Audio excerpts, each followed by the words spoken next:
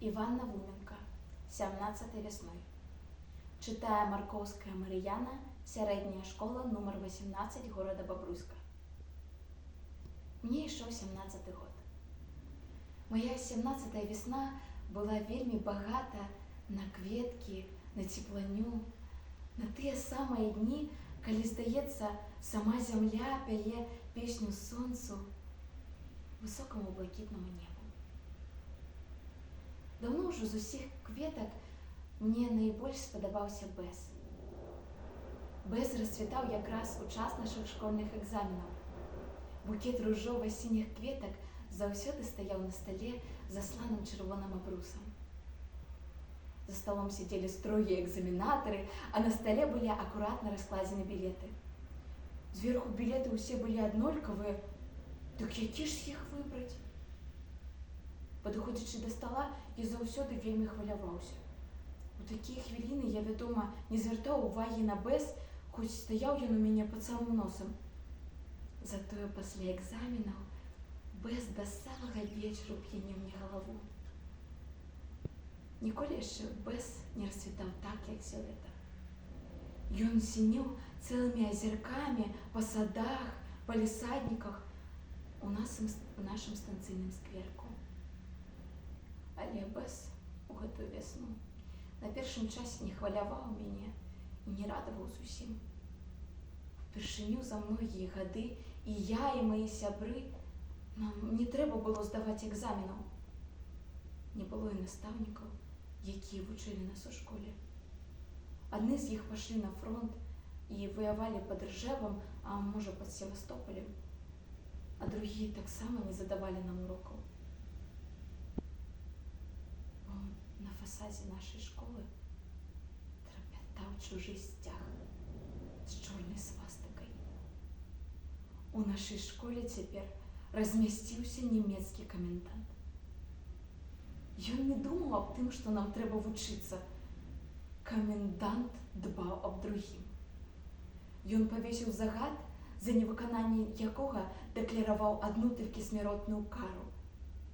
Камендант абяцаў смерць кожнаму, хто захоўваў агнястрэльную зброю, хто распаўсюджваў злосныя чуткі пра непераможную германскую армію, хто мог паявіцца на вуліцы ў начны час. Што датычыць мяне і маіх сяброў, Міколы і Сымона Біцюгоў, Цішкі Дразда, то мы пакуль што добрасумленна выконвалі толькі апошні пункт загаду. Як гэта і было дазволена, мы расходжвалі па вуліцы толькі да 11 гадзін вечару. Часцей за ўсё мы наведваліся ў наш станцыйны скверык. Пад вечар там збіралася моладзь, на лаўчках сядзелі хлопцы і дзяўчынкі, яны размаўлялі і нават іншы раз смяяліся, быццам на свеце не было ні каменданта, ні вайны. Іншы раз у скверыку рыпаў гармонік, а на заасфальтаванай яшчэ да вайны пляцоўцы танцавалі дзяўчынкі. Ніхто ж нашай чацвёрцы ні разу не пайшоў танцаваць. Мы лічылі, што весяліцца, танцаваць у такі час, калі ідзе вайна, калі ліецца кроў, проста ганебна. Здраднікі, пазіраючы на тых, што танцуюць, шаптаў Мікола Біцюг.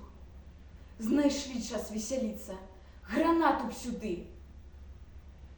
Не трэба раскідвацца гранатамі, падсякаў Міколу Сымон Біцюг. Ды ў табе ж толькі адна.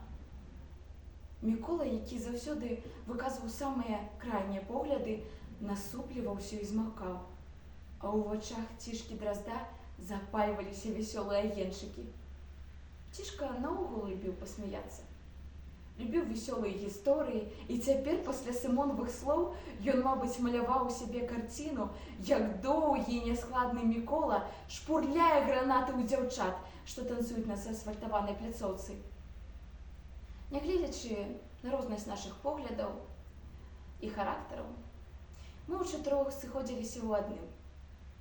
Нельга сидзець, склаўшы рукі, трэба дзейнічаць. Мы лічылі сябе баявой групай, і на гэта былі ўсе падставы.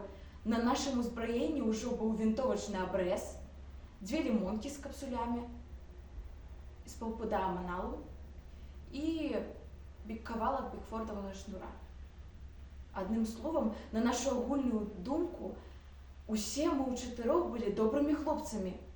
Мы не пайшлі танцаваць, не зналіся з дзяўчатамі. Мы рыхтавалі сябе барацьбітаў, бязлітасных, мужных, зацятых. І хоць на зямлі была вясна, хоць так прывабна расквітаў бэс, мы трымаліся стойка, адкладваючы сардэчныя справы на час пасля вайны. Мы былі заклапочаны планамі дальнейшага ўзбраення і ў хуткім часу збіраліся аб'явіць германскаму фашызму безлітасную вайну.